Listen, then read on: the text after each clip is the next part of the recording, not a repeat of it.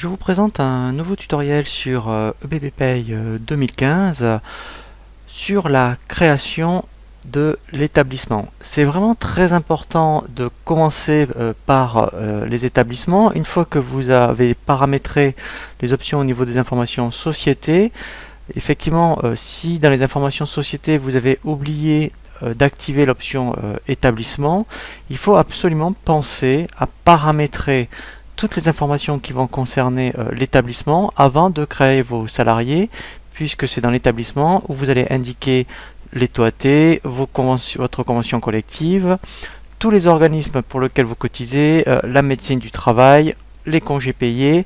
Donc il faut absolument initialiser toutes ces informations avant de commencer sur EBP Pay. Vous avez dans le volet de navigation ici donc le menu établissement et vous avez ce qu'on appelle l'Open Guide établissement qui va vous proposer les principales options dans le menu établissement. Donc on va vraiment envoyer tout paramétrer au niveau du TOAT, les organismes, et on verra que effectivement il faut tout ce qui indiquer les conventions collectives et également la médecine du travail. Alors j'avais déjà paramétré donc la fiche établissement dans les informations société, puisque effectivement j'avais pensé à activer l'option, mais comme quand on ne connaît pas EBP Pay, on ne pense pas éventuellement que ce bouton est important dans les informations société. Donc vous en serez rendu compte une fois que vous êtes dans la fiche salarié.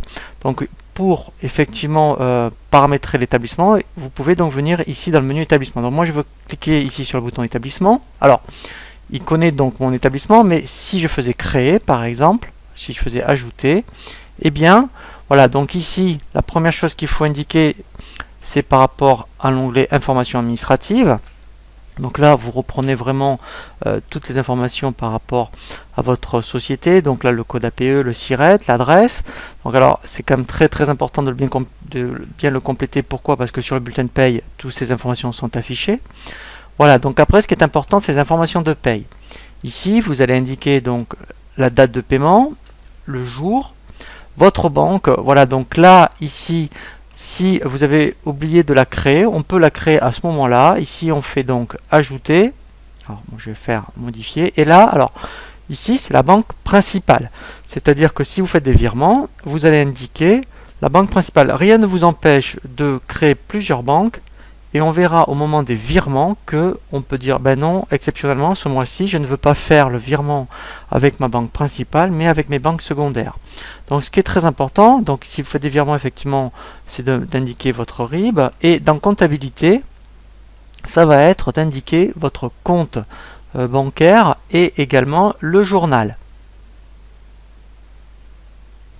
Voilà, donc là vous voyez, il faut bien indiquer le compte 512 et le journal dans lequel effectivement après vous allez être débité pour les règlements des salaires.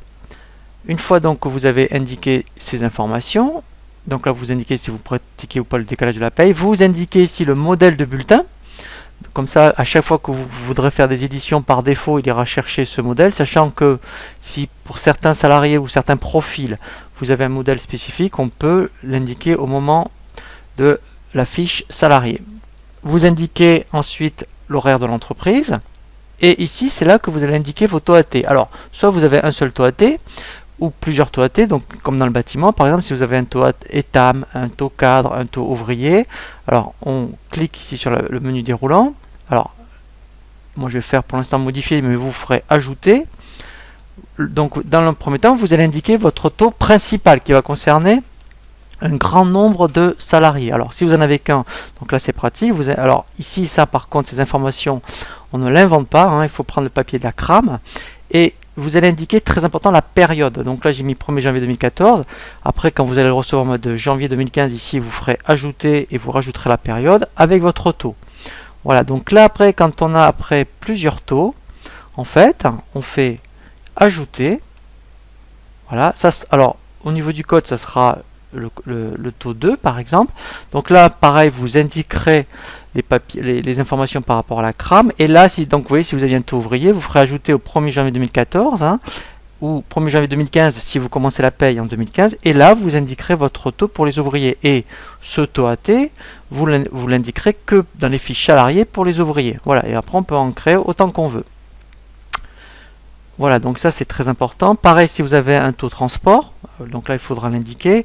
La section prud'homale, donc ça c'est très important, c'est pour après effectivement la NDS4. Donc là, alors, si vous n'êtes pas dans une de ces activités, vous prendrez activités diverses. Voilà. Donc là, on verra un tutoriel quand on est au niveau de la MSA. Donc là, je prends pour l'instant le cadre standard. Voilà. Ensuite, donc, très important aussi la convention collective, puisque c'est une mention obligatoire dans le bulletin de paye. Donc là, vous irez indiquer dans la liste, puisque OBP connaît toutes les conventions collectives, et si exceptionnellement, parce qu'effectivement après il peut y avoir des conventions collectives plutôt par rapport à des régions, eh bien vous faites ajouter et vous créerez votre convention. Pour les organismes, donc là moi je l'avais déjà fait, mais c'est très important. Alors c'est important à 3 niveaux.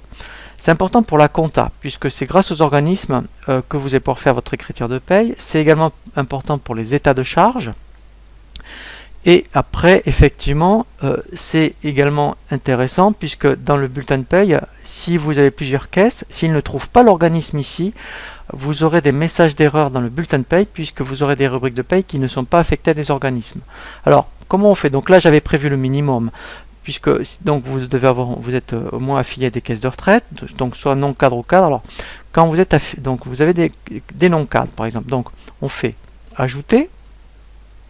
Je vais ici, alors, donc soit vous paramétrez, vous voyez, celle de BP, Arco non cadre, voilà. Alors, on peut aussi, donc quand on clique dessus, vous pouvez mettre le libellé de votre caisse de retraite, vous voyez, voilà, donc au lieu d'Arco non cadre, hein, c'est pas très parlant, vous pourriez mettre Malakoff, par exemple, Médéric, voilà, vous voyez, voilà. Et par contre, Médéric, et si vous l'avez à la fois pour les cadres et les non cadres, hein, ce sera 2 organismes, donc là je vais mettre non cadre.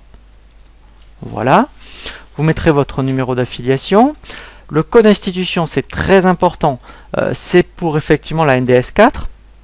Donc là, vous avez 3 possibilités. Quand c'est une caisse qui appelle les cadres et les non-cadres, ça commence par un G, puisque c'est un groupe. Quand c'est des non-cadres, et quand vous avez une caisse pour les non-cadres et une autre qui est différente pour les cadres, il faut absolument que le code d'institution commence par A.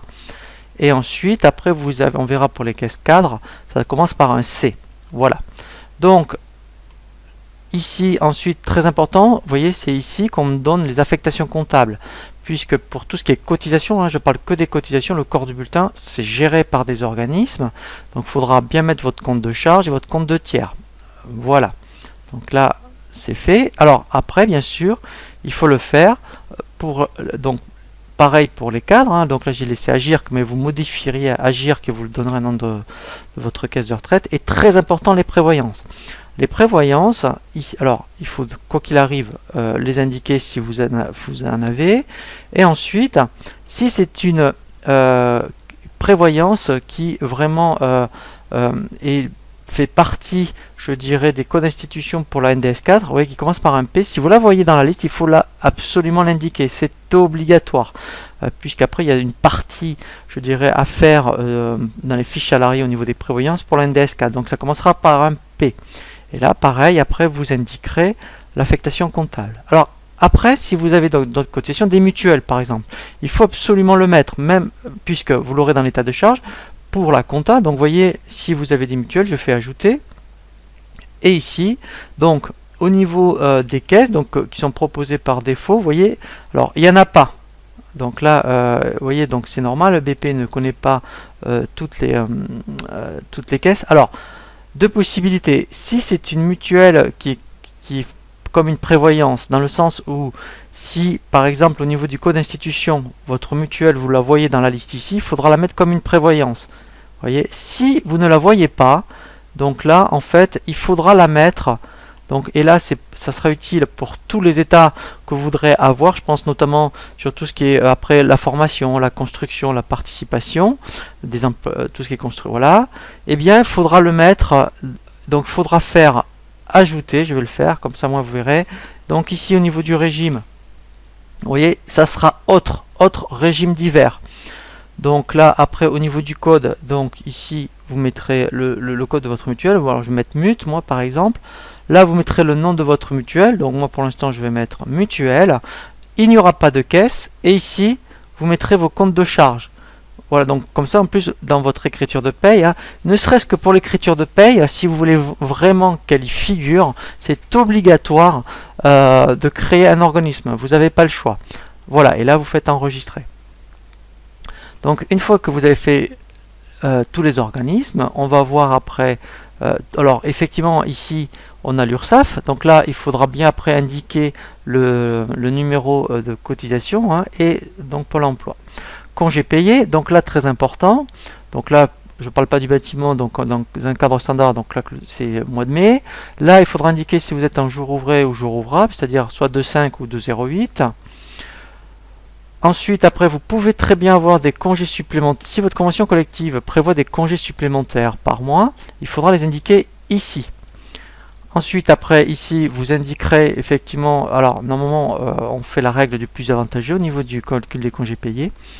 Donc là, voilà, sinon vous laisserez dixième ou maintien si vous voulez changer la règle de calcul. Ici, c'est très important, c'est quand on fait des situations intermédiaires, eh bien, vous pouvez donc avoir l'écriture de provision des congés payés. Il suffit de demander à votre expert comptable le taux de charge fiscale et ici, alors là c'est pour des statistiques pour les pourcentages d'évolution de salaire. Ici, vous cochez si vous avez des congés payés pour ancienneté. Vous allez indiquer ici, quand un salarié prend des congés, est-ce qu'il doit d'abord décrémenter les congés pour ancienneté et ensuite les congés payés, ou inversement, congés payés et ancienneté. Ici, c'est pour les plannings des congés des jours fériés. Donc là, en fonction de votre société, eh bien, vous allez activer, vous voyez, quand est-ce que, vous voyez, comme au mois de novembre, voilà, quand est-ce que votre entreprise est fermée. L'exercice social, donc là, voilà, vous voyez, c'est grisé, hein, c'est plus modifiable, donc c'est pour ça que c'est très important à la création du dossier de ne pas se tromper. La médecine du travail, donc là c'est pareil, ici vous allez indiquer les coordonnées de votre médecine du travail, l'effectif, donc là, après, en fait, l'année prochaine, quand vous aurez un an de paye, quand vous allez clôturer, c'est lui qui va gérer l'effectif, mais si vous êtes en reprise de paye, hein, ici vous ferez faire une reprise, et là, vous indiquerez eh bien l'effectif en fonction effectivement des organismes comme admettons par rapport au FNAL, le transport, la DADSU, Fillon, etc. Comptabilité. Comptabilité, donc c'est là où vous allez indiquer si vous faites le transfert par défaut. Est-ce que si vous créez un journal d'OD que vous appelez salaire, eh bien ici vous direz ben moi je veux pas qu'il aille dans le journal d'OD mais directement dans SA pour salaire. Tout ce qui est taxes, alors ça c'est très important, c'est pour la fin de l'année, pour la NDS 4. Le seul moyen d'avoir les cumuls dans la NDS 4 pour tout ce qui est apprentissage, formation, construction, c'est de cocher, alors ça on le fait qu'en fin d'année, on coche, et après ici on saisit eh bien, la masse salariale voilà, pour chaque cotisation. Donc là c'est du commentaire, et là on peut associer des documents. Voilà, donc après là, effectivement, hein, une fois qu'on a bien paramétré l'établissement, donc là, après, on fait enregistrer. Et après, effectivement, on peut passer à la création des fiches salariés. Donc, c'est le prochain tutoriel que je vous invite à consulter pour après pouvoir faire vos bulletins de paye.